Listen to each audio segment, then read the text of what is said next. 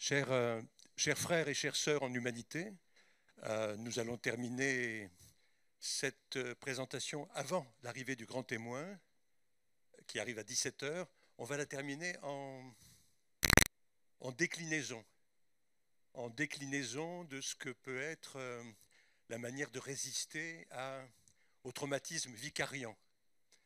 Comme l'a dit le célèbre Étienne Diallo ce matin,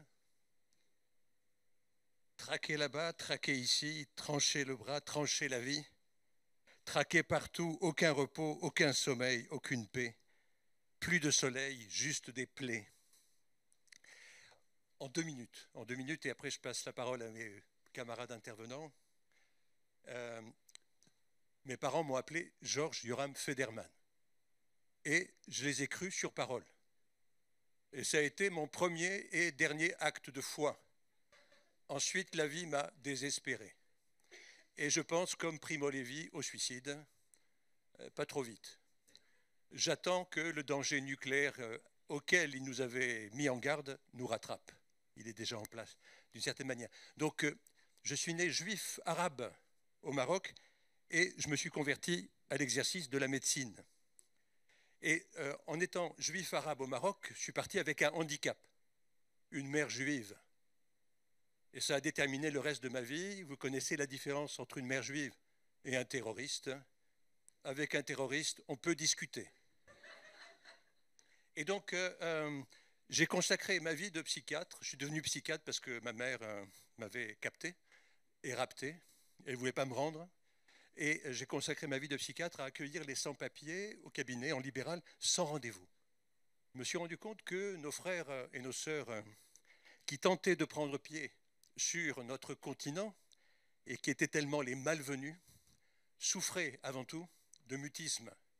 Pour se sauver des effets du traumatisme, il fallait fermer sa gueule à tout prix. Et donc, je n'ai jamais commencé de psychothérapie avant que mes frères et mes sœurs n'obtiennent la carte de résident de 10 ans. Le silence, le mutisme pour sauver sa vie, l'humiliation et l'insomnie.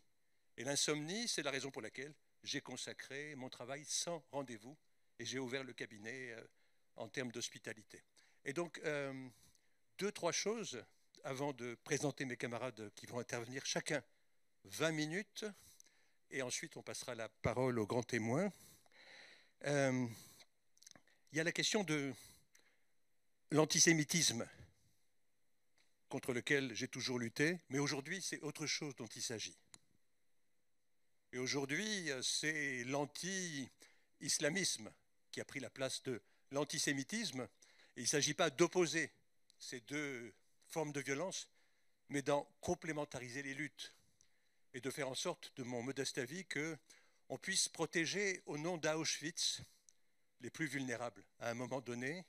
Et Dieu sait combien c'est compliqué de protéger les plus vulnérables, tant les concurrences de mémoire s'opposent souvent.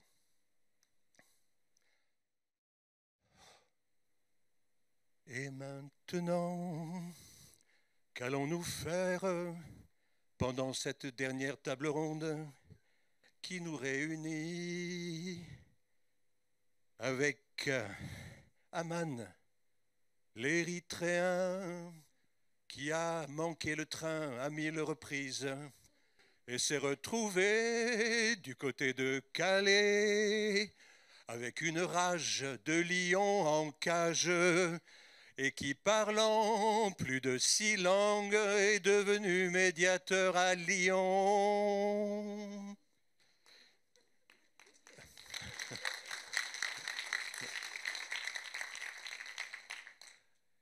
Et puis nous sommes tous les quatre, d'une certaine manière, représentants de villes vertes en France.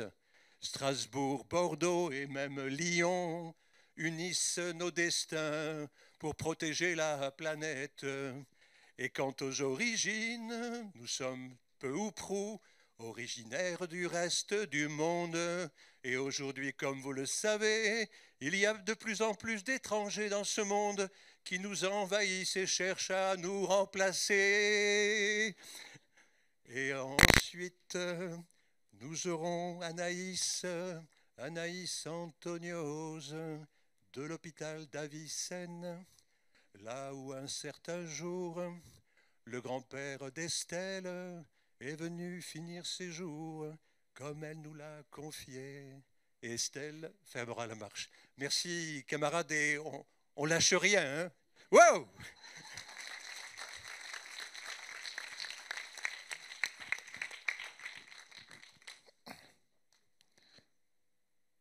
Bonjour. Je ne sais pas chanter comme Georges. Il ne faut pas que vous m'attendiez que je chante. Donc, si ça se voit, l'espace soutien psychosocial, c'est l'Orsper Samdara, que je travaille à Lyon. Pour les personnes qui ne connaissaient pas l'Orsper Samdara, peut-être vous pouvez taper sur le site, comme ça, peu facile. Donc, le soutien psychosocial. Pourquoi le soutien psychosocial? Parce que déjà, l'espace existe depuis 5 ans. Ce n'est pas comme l'Orsper qui existe depuis 30 ans. Donc, quand je suis parti la première fois, il faut que je commence par là, c'est important. En 2020, avant le Covid, pour travailler à l'Orsper, quand je regardais comme vous sur le site, je croyais que c'était l'hôpital psychiatrie grand, l'hôpital l'Orsper Samdara, et l'espace aussi, c'est déjà travaillé depuis des années. C'est un nouveau projet qui est lancé par l'Orsper Samdara, l'espace psychosocial. Donc, je suis allé parce que j'ai l'habitude de travailler avec les migrants comme moi à Calais. Donc, je vais y aller, je fais quelque chose, parce que j'ai envie de faire quelque chose. J'arrive sur place, il y avait 3 ou 4 personnes sur place. Donc, j'ai dit, qu'est-ce qu'on fait avec ces personnes? J'ai vu une équipe qui parle sur cette équipe. On était en train de faire les cliniques. Le mot clinique, pour moi, c'est la première fois que j'entends. Donc, les cliniques chez nous, en Érythrée, c'est un petit hôpital. C'est pas comme ici, en fait. Quand vous parlez, vous réunissez les chercheurs entre vous, en fait, pendant 1 heure, 2 heures, 3 heures, parler sur un sujet, sur un acte, sur quelque chose, quelqu'un, comment il a parlé, comment il a mangé, comment il a discuté, comment il a regardé. J'ai dit, qu'est-ce qu'ils font, ces personnes? Non, parce que je ne comprends pas, en fait. Le mot recherche, déjà, pour moi, ça ne me parle pas avant. Qu'est-ce qu'ils cherchent? Ils sont docteurs, anthropologues, sociologues. Ils cherchent quoi, en fait? Qu'est-ce qu'ils ont fait comme études? Et là, après, j'ai compris, je suis devenu un peu comme vous, mais je ne suis pas chercheur. Je suis médiateur psychosocial. Donc, l'Orsper Samdara, c'est basé en fait sur 3 pôles. Pôle recherche, pôle ressources et pôle rhizome. Donc, l'Orsper, qui a créé en 2020, comme je disais tout à l'heure. L'espace, avant, c'était avec des partenaires, avec aussi, il y a 3 DU qui s'appellent Société Migration, Santé, Société Migration. Il y a aussi Migration, Santé mentale et logement d'abord. C'est 3 DU qui sont organisés par l'Orsper Samdara. Avant, c'était directement avec aussi les professionnels. L'espace, c'était pas existé. Depuis mon arrivée, avec d'autres collègues à l'espace, on a commencé à travailler sur le terrain pour accompagner pour les personnes concernées par l'immigration. C'est un accueil inconditionnel. Tout le monde peut venir. De lundi au jeudi, tous les après-midi, de 14h à 17h. Donc l'idée, en fait, les personnes qui arrivent, de soutenir, comment aussi les accompagner sans avoir de jeu, une écoute active, très important. Parce que, vous savez, dans certaines cultures ou dans certains pays, la santé mentale, un peu, comment dire, méconnaissance, on n'a pas le même concept sur la santé mentale. Donc, le rôle médiateur qui travaille avec une équipe pluridisciplinaire, notamment les psychologues ou d'autres professionnels, c'est très important parce que juste un regard, quelqu'un qui vient d'arriver, on n'a pas le même regard. Par exemple, avec une personne âgée ou un personne âgé, plus âgé que nous, on ne peut pas parler de la même manière, même le regard. Donc, un psychologue ou une psychologue, il peut mal interpréter, il peut mal analyser. Il disait que, au début, il était, tu sais, il était un peu pudique, il était repli sur lui, il ne parle pas. C'est pas ça, en fait, sa culture, c'est comme ça. Donc, l'espace, c'est un accueil inconditionnel. Les personnes, tout le monde peut venir pour 5 minutes, pour 10 minutes, pour 3 heures. Ils peuvent venir aujourd'hui, ils peuvent venir demain, ils peuvent venir aussi dans un an. Donc, vous voyez ces activités qu'on a inaugurées en 2024, le 15 avril, par les maires. On est champion, si vous voulez voir. Donc, cette activité, on a différentes classes, différentes salles d'activité. Dans le premier accueil, les personnes peuvent venir juste pour participer, pour discuter, pour aussi faire, ne pas faire. On fait des activités, différentes activités, toutes les semaines. Par exemple, le cours de français, c'est très important pour les personnes, même s'ils sont là depuis longtemps, qui sont là, qui viennent d'arriver. Ils se sentent un peu, en fait, un peu incompétents de ne pas apprendre la langue française parce qu'ils ont besoin d'apprendre la langue française. Ils ne savent pas comment on peut apprendre. On a proposé cours de français une fois par semaine. Ça peut aider, valoriser aussi leurs compétences. Il y a mes collègues qui sont là-bas, qui sont venus avec moi, qui proposent aussi le sport. Moi, je n'aime pas le sport, mais eux, ils proposent le sport.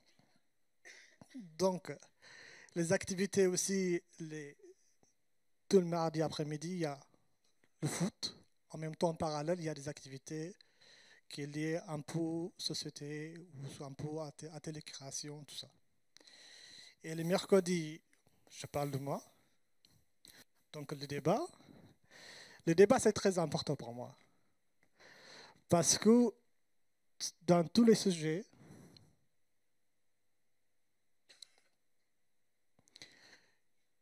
d'habitude, tous les professionnels que j'ai entendus depuis ce matin, vous avez l'habitude de prendre avec quelqu'un un temps d'échange. Quelqu'un, deux, trois, parfois c'est un peu effrayant parce qu'il y a deux, trois professionnels en face qui prennent des notes. On ne sait pas pourquoi. Sans explication à la personne, sans parler en fait, pourquoi on fait déjà. On fait une analyse, on prend des notes. La personne, elle a peur en fait. Pourquoi? Qu'est-ce qu'ils vont faire avec? Qu'est-ce qu'ils vont parler? Est-ce que j'ai dit ça, c'est important? Est-ce que si j'ai dit ça, c'est bien, c'est pas bien? En fait, toujours valider ce que je vais aller dire envers des professionnels. Des fois, il y a deux professionnels, un professionnel avec une stagiaire. C'est très compliqué. La personne, en fait, il ne sait pas. Ils ont peur. Donc, ce qu'on fait, le débat, nous, en fait, ça peut nous permettre, en fait, de parler sans tabou. C'est-à-dire, tous les tabous, tous les sujets, on peut parler sans avoir peur. Les personnes qui est adulte n'est pas adulte, ni mineur n'est pas mineur, ni mineur ni majeur, qui est reconnu comme un mineur ou pas. Tout le monde sont, en fait, je vais vous montrer tout à l'heure. Avant de parler de l'objectif, il y a une photo, je vous montre. Regardez cette table. C'est celle de droite. Ici, quand vous voyez ça, qu'est-ce que vous pensez? Une première image qui vient dans votre tête, c'est quoi?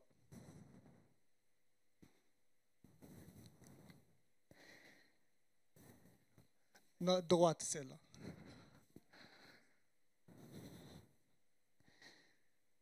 C'est quoi? Une famille qui se réunit. C'est l'espace en fait. C'est les deux, c'est l'espace. Donc en espace, on vous accueille comme à la maison. Donc les personnes peuvent venir parce que la seule maison, c'est chez eux, comme un lieu de ressources. Tout à l'heure, on avait dit que le lieu de ressources, de recherche, à rechercher, en fait, à comprendre qu'est-ce qu'ils ont besoin, qu'est-ce qu'on peut aussi les aider.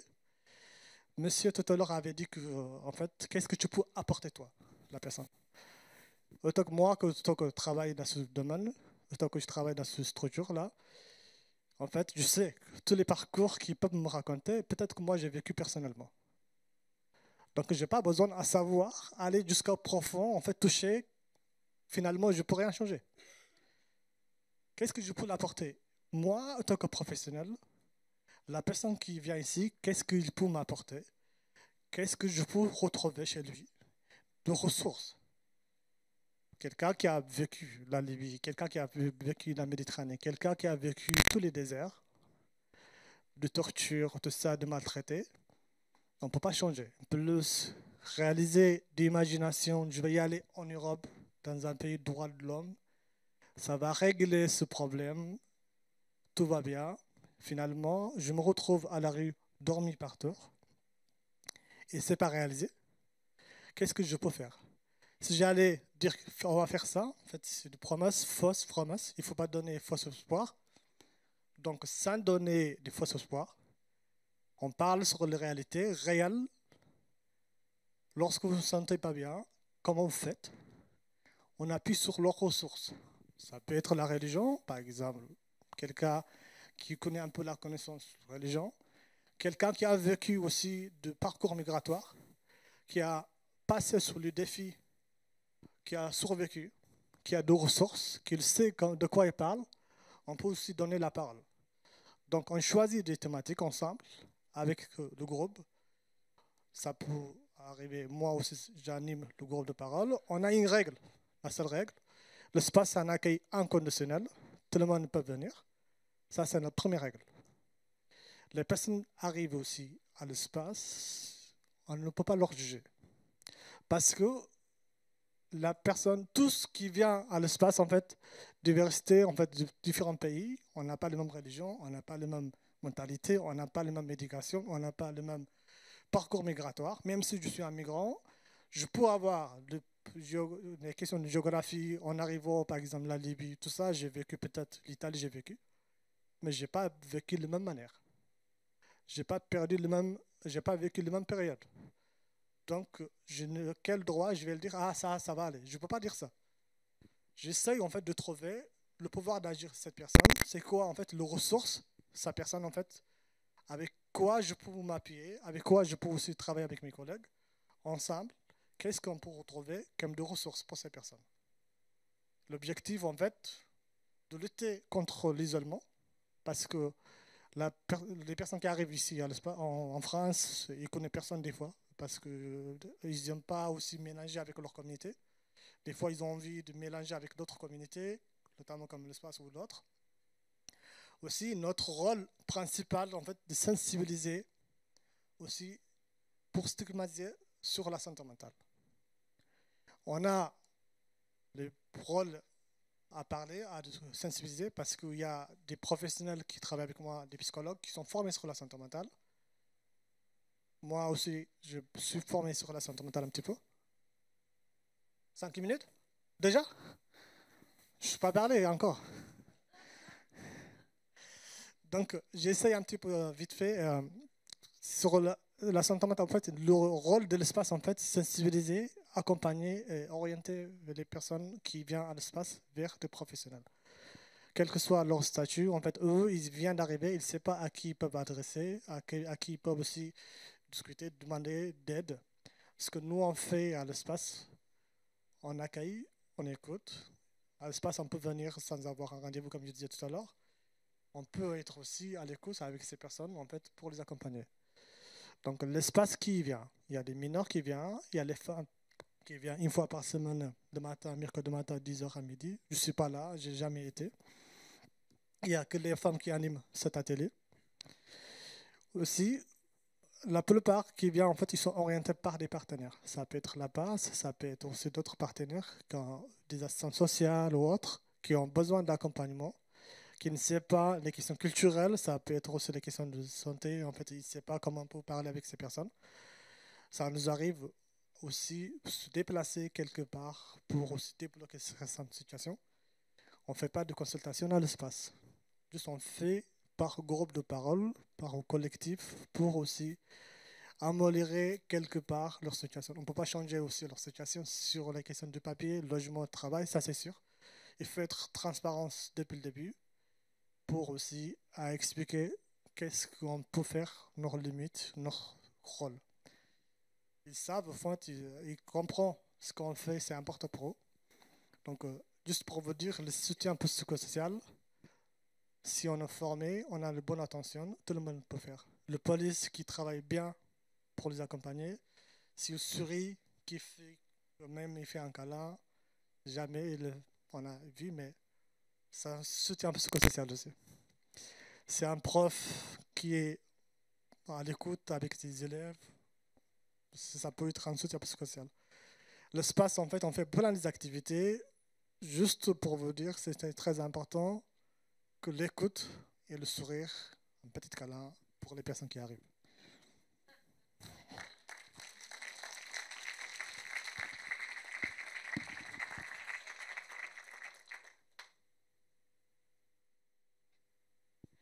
Bonjour à toutes et tous. Merci pour l'invitation. Merci Laure de nous avoir proposé d'être là avec le dispositif Parcours et notre association 1000 Parcours. Donc, je suis Anaïs Antonios et je suis ergothérapeute et coordinatrice projet sur ce dispositif Parcours qui est à l'hôpital Avicenne dans le service des maladies infectieuses et tropicales. C'est un dispositif qui accompagne des femmes exilées qui ont connu des violences sur les parcours migratoires. Et on fait un accompagnement global sur les axes médical, psychologique, juridique et social. Ce dispositif, il a un coportage à la fois institutionnel et associatif. Donc, la PHP soutient les ressources humaines, les lieux, etc. Et puis, on a monté cette association 1000 Parcours qui permet aussi de faire du soin comme on a envie de le faire, de pouvoir aussi mener des actions plus de plaidoyer, des choses qui sont moins possibles avec l'hôpital, par exemple. Donc, ma présentation, elle va être en 2 parties, juste 10 premières minutes pour développer l'importance des espaces collectifs au sein des parcours de soins. Et puis une deuxième partie plutôt avec 2 vidéos qui vont pouvoir donner la parole aux patientes qui ne sont pas là aujourd'hui et qui ont été dans un processus de réalisation d'un clip via un atelier de musicothérapie.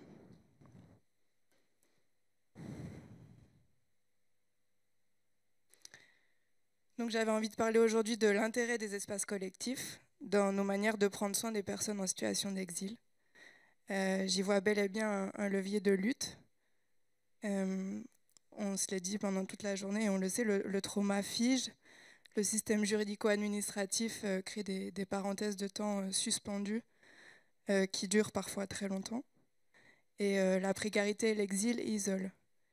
Et comment, en tant que soignant, soignante, on peut soutenir des élans, du mouvement dans ces vécus qui sont contraignants, et comment dans nos institutions aussi parfois engluées, on peut penser des nouvelles manières de prendre soin. Comme je suis ergothérapeute, je suis très intéressée par ces liens entre notre santé et nos activités quotidiennes. Je crois que c'est un lien qu'on regarde peu ou pas. Et je suis certaine que vous avez déjà entendu autour de vous ce genre de suggestions. Ah, cette patiente, elle ne peut pas venir faire un peu de danse ou chanter. Et ça dit bien cette puissance des activités collectives, par exemple, qui peut être un peu négligée et qui est reléguée à son aspect juste occupationnel. Alors, certes, nos activités, elles permettent de structurer le temps qui passe, et puis dans ces parenthèses de temps suspendus, ça joue quelque chose aussi, et ça permet d'avoir des moments où on ne pense pas et où on est occupé.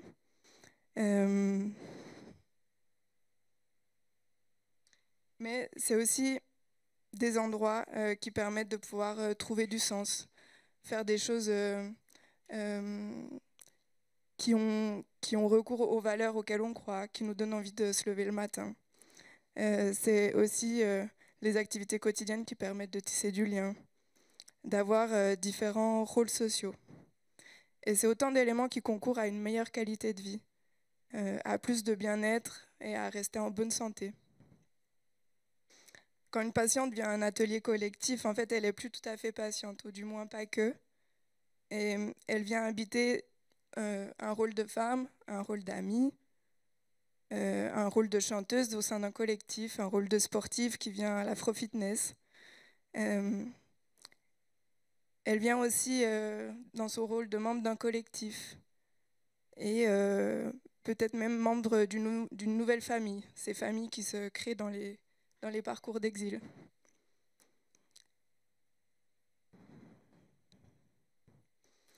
Et je pense aussi que participer à ces espaces collectifs thérapeutiques, c'est aussi des endroits pour se reconnecter à soi, à son corps, on en a parlé aussi plusieurs fois aujourd'hui, et aux autres, quand c'est pas toujours facile de redonner sa confiance.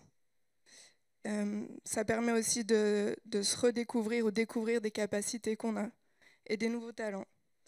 Et c'est prendre confiance, s'exprimer, se soutenir. Donc dans le dispositif Parcours, on croit profondément au fait que les espaces collectifs sont des puissants révélateurs des puissances individuelles de chacune. On a commencé à mettre en place ces espaces collectifs depuis 2019, avec des propositions qui ont beaucoup évolué au fil du temps, que ce soit en termes de contenu, de rythme ou de lieu.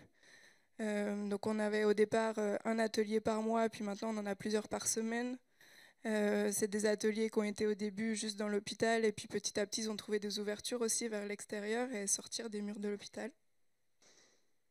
On a pu proposer de l'afro-fitness, du théâtre, du vélo, de la natation, de la psychosocio-esthétique, des groupes de parole sexo.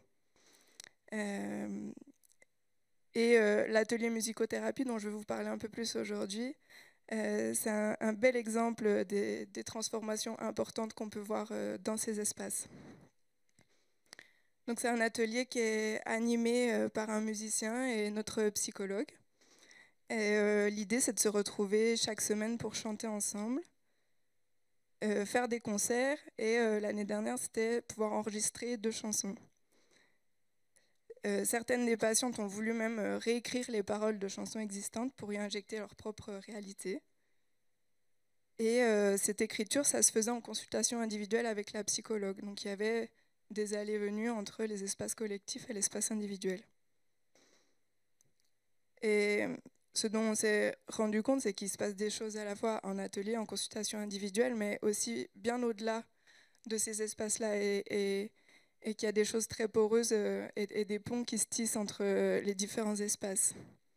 Et pour illustrer ça, je voudrais vous parler de la situation d'une des patientes qui s'appelle Huguette. Huguette, en fait, elle préparait depuis plusieurs mois son audience à la CNDA. Elle était accompagnée par la psychologue et la juriste de l'équipe, Bettina, qui est là aujourd'hui. Et Huguette, elle présentait un psychotrauma qui avait des grosses perturbations sur ses capacités mnésiques, sur son sommeil. C'était extrêmement compliqué pour elle de pouvoir retracer chronologiquement son histoire, de pouvoir parler avec confiance devant les autres. Et puis, il faut dire que l'enjeu est grand.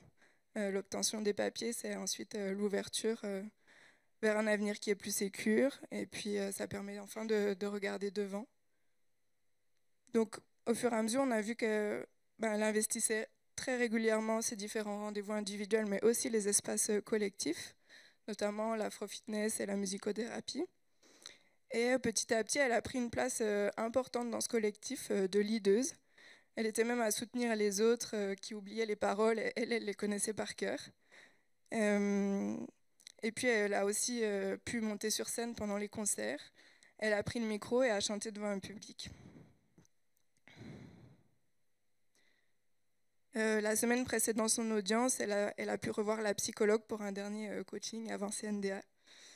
Et la psychologue, elle a pu créer pour Huguette les ponts entre ce qui se passait pour elle dans les espaces collectifs et puis toutes les compétences qu'elle avait acquises et qu'elle allait pouvoir utiliser devant la cour de la CNDA. Et donc, elle-même, Huguette, elle a pu témoigner qu'elle se sentait maintenant plus solide, plus affirmée, pour pouvoir parler devant une audience, grâce à l'assurance qu'elle avait gagnée dans ces différents espaces collectifs. Et donc, en fait, cet accompagnement individuel triple de l'avocate, la juriste, de la psychologue, ça a aussi permis de se concentrer sur les éléments les plus importants de son histoire, de les chronologiser, ce qui était plus possible avec le trauma. On a pu aussi réaliser des accompagnements physiques à une audience, déjà pour qu'elle voit qu'est-ce que c'est la CNDA, comment ça se passe. Et puis le jour J, elle a pu être accompagnée aussi par des stagiaires qui étaient présentes sur le dispositif et pour assurer une réassurance le jour J. Et on peut voir que la synergie de ces différents espaces, le travail pluridisciplinaire, etc., ça a ses effets positifs. En tout cas, aujourd'hui, Huguette, elle a obtenu ses papiers. Elle projette de réaliser une formation. Et donc vraiment, ce qu'on a à cœur de pouvoir partager, c'est que cette vision holistique, c'est pas que des mots. Et ça va au-delà d'une vision, d'un accompagnement global. C'est comment, en fait, toutes ces actions ont plus d'effet quand elles sont faites ensemble que si elles sont faites les unes à côté des autres. Et pour conclure cette partie, avant qu'on puisse visionner ce projet des patientes, je pense que des espaces collectifs qui sont intégrés à des parcours de soins plus larges, qui proposent des espaces de réalisation de soi et de participation sociale, sont des leviers de soins qui sont incontournables, des moyens d'habiter les parenthèses suspendues et d'en faire quelque chose. Ça permet aussi d'ouvrir des possibles qui permettent des élans, et ça vient nourrir cet espoir dont on parlait ce matin, qui permet de rester vivant aussi. Donc je vais laisser la voix des chanteuses du collectif qui parlera mieux que moi de ce qu'elles ont vécu dans ces espaces, et j'espère que ces au-delà d'ateliers arriveront jusqu'à vous. Donc là, le premier clip, c'est un clip plutôt sur l'interview des patientes, et puis le deuxième, c'est le clip réalisé sur la chanson, une reprise de Amel Bent, Viser la lune, qu'elles ont appelée La réussite. Bon visionnage.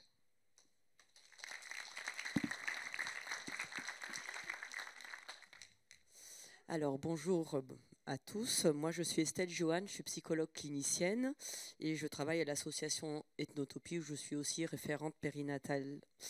Je vais vous proposer de vous présenter un texte pour présenter un atelier qui s'appelle les rencontres autour des livres, des musiques, des chansons et des langues. Et après, ne partez pas, je vais vous proposer de partager de la pratique. C'est-à-dire, je vais vous lire un livre en musique et on pourra peut-être même finir par se lever et accompagner Georges, qui aura très envie de danser à la fin avec nous. Voilà, et on finira là-dessus. Alors, donc ces rencontres, elles s'inscrivent en lien avec deux textes fondamentaux. Un texte qui a déjà été cité, donc la Convention internationale des droits des enfants de l'UNICEF, l'article 31 de 1989, et la Déclaration de Fribourg sur les droits culturels de 2007. Donc actuellement, ces rencontres, elles sont co-animées par une intervenante musicienne et lectrice, Béatrice, qui sera avec nous, une bénévole de l'association, des stagiaires et moi-même.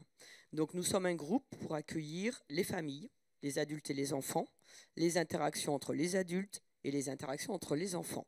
Donc parfois ça se frotte et parfois ça se frite. Et il faut au moins être tout ça pour accueillir toutes ces rencontres. Donc ces rendez-vous ont lieu au mieux une fois par semaine, suivant le budget, hors des vacances scolaires, au Petit Prince, qui est un lieu dédié à la petite enfance, prêté par la mairie de Bordeaux. Donc on est très contente parce qu'on va pouvoir reprendre cet atelier en avril, qui avait été arrêté faute de financement. Donc quand nous arrivons, nous prenons soin d'aménager la salle aux couleurs transculturelles. Nous y mettons notre touche dans un souci du détail. Nous parons la salle dans laquelle nous nous installons, même si c'est éphémère. La carte du monde, toujours accrochée au mur, des tissus chamarrés, des objets culturels où chacun peut se retrouver et se sentir accueilli et enveloppé.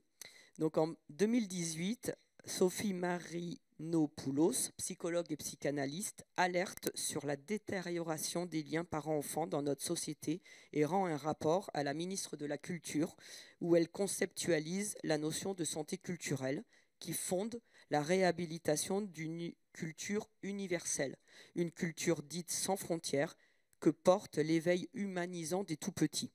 Donc nos rencontres, elles s'appuient donc sur le concept de santé culturelle. Elles concernent tous les enfants du monde et rappellent que le bébé humain, à peine né, et quelle que soit son origine culturelle, est tout entier dans une préoccupation de rencontre. Rencontrer un autre que soi fait partie de notre patrimoine d'être humain. Et les bébés se présentent avec cette appétence à être avec. Et ça, c'est grâce aux travaux notamment de Maya Gracier, sur lesquels nous sommes appuyés. La naissance de soi et la reconnaissance des autres comme base de l'histoire humaine et base de l'équilibre de la santé de chacun. C'est bien ce qui nous anime dans ces ateliers, qui sont ouverts à tous, aux familles migrantes que nous invitons et aux familles du quartier. C'est un lieu de mixité sociale et culturelle, de rencontre. Il s'adresse aux parents, aux membres de la famille, on a souvent des grands-parents, pas aux professionnels, et à leurs enfants, donc, qui ont acquis la marche jusqu'aux 3 ans. En 2021, quand nous avons commencé ce projet, nous avons été accompagnés par l'agence Quand les livres relient, et notamment Dominique Rateau, qui nous a beaucoup aidés, notamment par rapport à la rencontre avec le livre. Donc nous avons eu des marraines qui nous ont initiés dans la rencontre avec le livre. La visée de nos ateliers, au croisement de l'art, de la culture et du développement du jeune enfant, est de faire vivre la diversité, les singularités, la subjectivité, la sensibilité, la créativité, les convictions et les élans personnels. Car, comme nous le rappelle Sylviane Giampino, psychologue pour enfants et psychanalyste, dès l'aube de la vie, à travers la culture, la sensibilité pose quelque chose de la spécificité humaine. Donc les objectifs de ces ateliers sont de lutter contre les inégalités sociales en favorisant l'accès à la culture et le développement de l'apprentissage dès le plus jeune âge, notamment en valorisant le multilinguisme, soutenir les liens parents-enfants et la transmission culturelle, favoriser un processus de socialisation intermédiaire, un espace de transition et d'ouverture, de préparation des parents à la séparation et des enfants à la rencontre avec d'autres, notamment dans les structures collectives. La proposition qui est faite aux familles s'inscrit dans l'optique mise en chanson par Bobby Lapointe, J'ai fantaisie, de mettre dans nos vies un petit peu de fantaisie.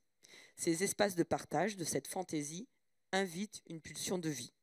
En effet, ces enfants sont touchés par les drames, donc ça a été abordé lors de la table ronde précédente, et les contextes d'insécurité globale qu'ont subi et subissent leurs parents.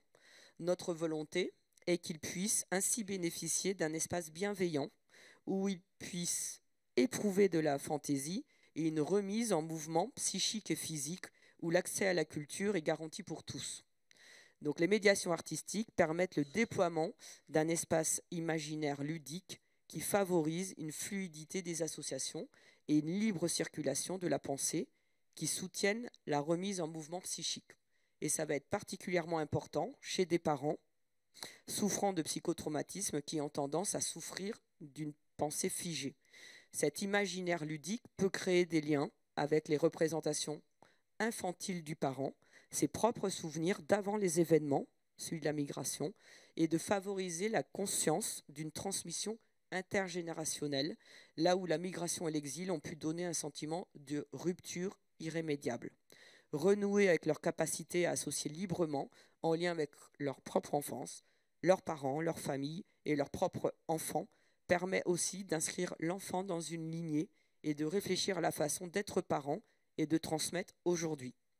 De plus, cela permet aux parents de renouer avec une partie infantile de leur psychisme, susceptible de les rendre davantage réceptifs et à l'écoute de leur enfant.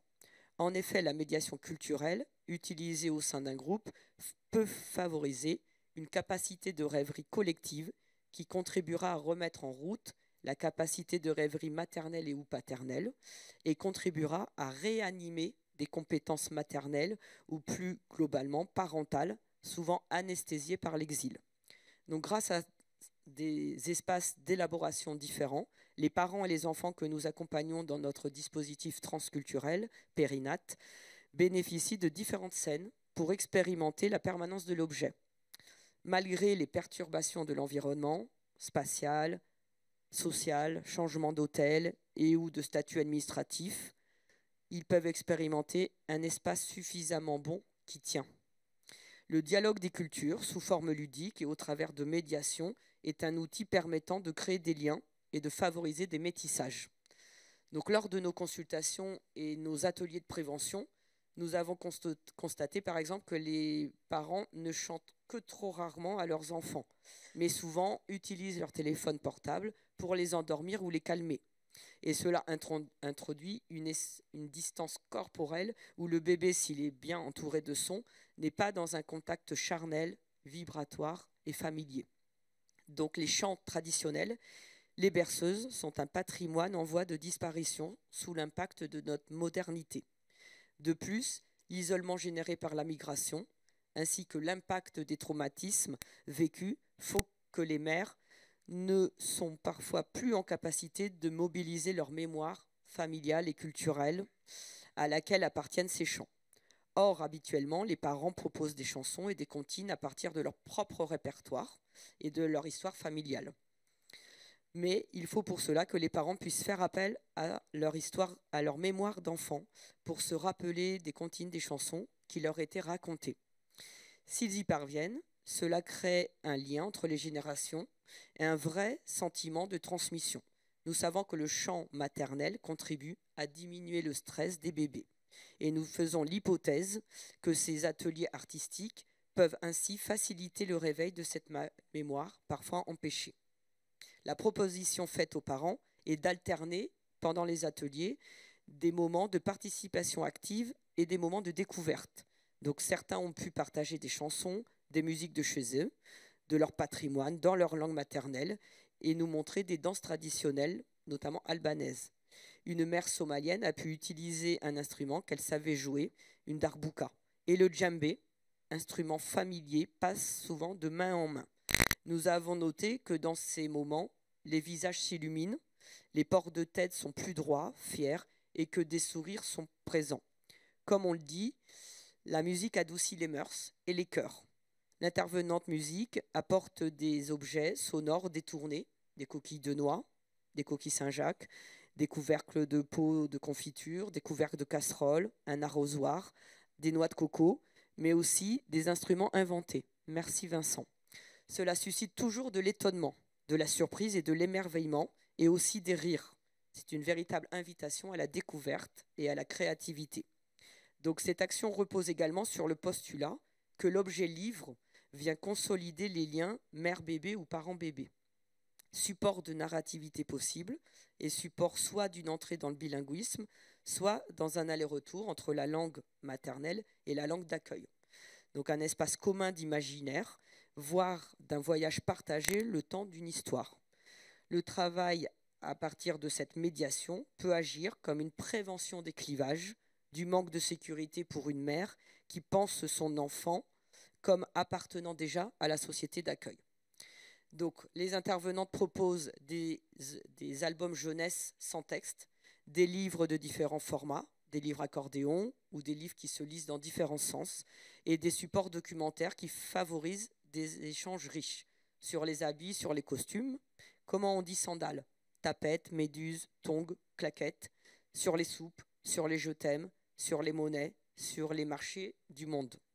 Il y a un choix esthétique dans les propositions de livres et des objets culturels présentés au sein de cet espace. Notre motivation à favoriser la rencontre avec le beau, susciter l'émerveillement, est un élément que nous trouvons important pour favoriser l'accueil et la création d'un espace de plaisir partagé. Donc on a écrit sur la question de l'émerveillement dans un numéro de Spirale, un numéro que je vous conseille, qui est « Pourquoi l'art et la culture sont essentiels au développement et à l'humanisation des tout-petits ». Ouais. Donc, nous accueillons également des mères qui viennent sans enfants parce qu'ils sont à l'école. Une de ces mères nous a dit que venir à cet atelier lui permettait de dégager le stress. Si nous sommes convaincus qu'il faut qu'un parent se sente porté pour pouvoir porter son jeune enfant, nous pouvons rajouter qu'il faut qu'il soit également nourri psychiquement et culturellement pour pouvoir nourrir son enfant. Et je souhaite terminer cette présentation par les propos de Daniel Rapoport, psychologue. Ainsi, la sensibilisation du jeune enfant à l'art et à la culture, essentielle au développement et à l'humanisation des tout-petits, commencerait justement par là. Le chant des oiseaux, la couleur du ciel, les illustrations d'un livre, 3 petites notes de musique et le parfum des fleurs.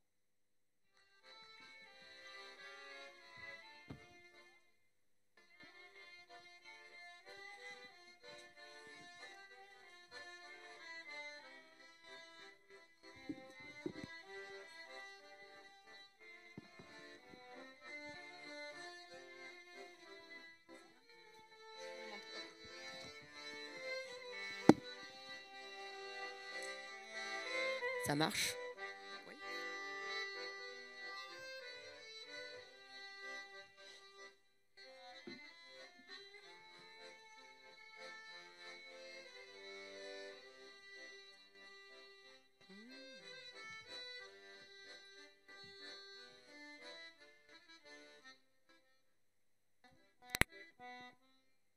Donc, Abri d'Emmanuel Houdard.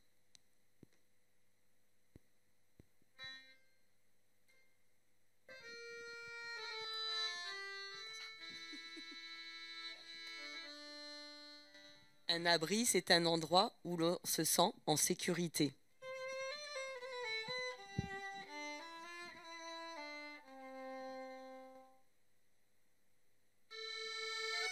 Où rien de mauvais ne peut nous arriver.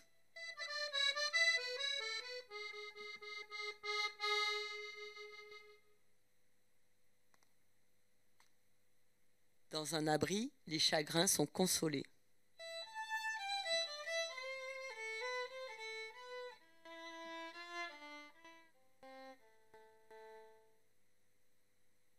Dans un abri, les bêtises sont pardonnées.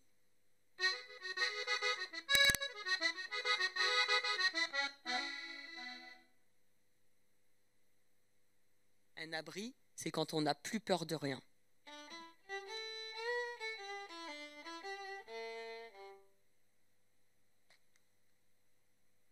Dans un abri, tout est là pour nous protéger.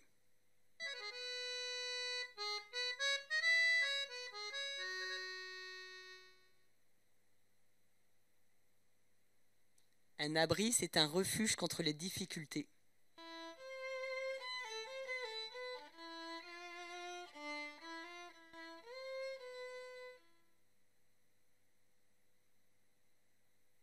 Un abri, c'est une place à soi pour se retrouver.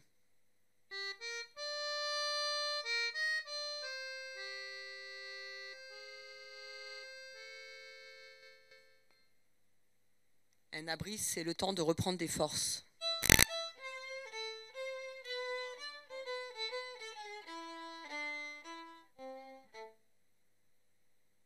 Un abri, c'est le lieu où poser ses valises.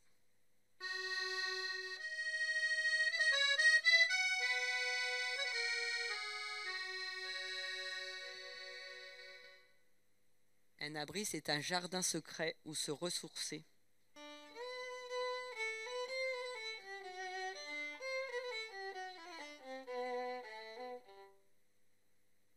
Et continuer de grandir.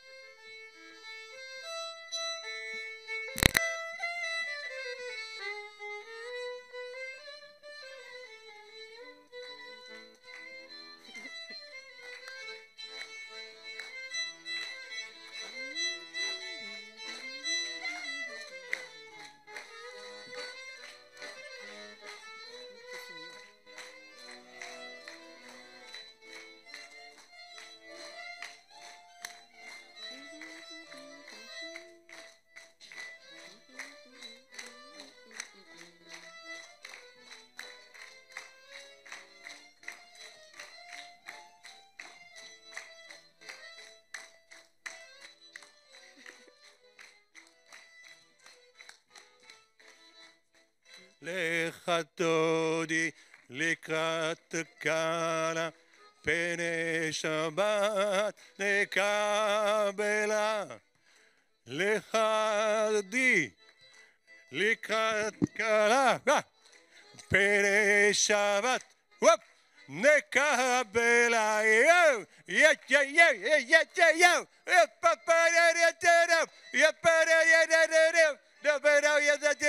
yep, yep, yep, yep, yep, yep, yep,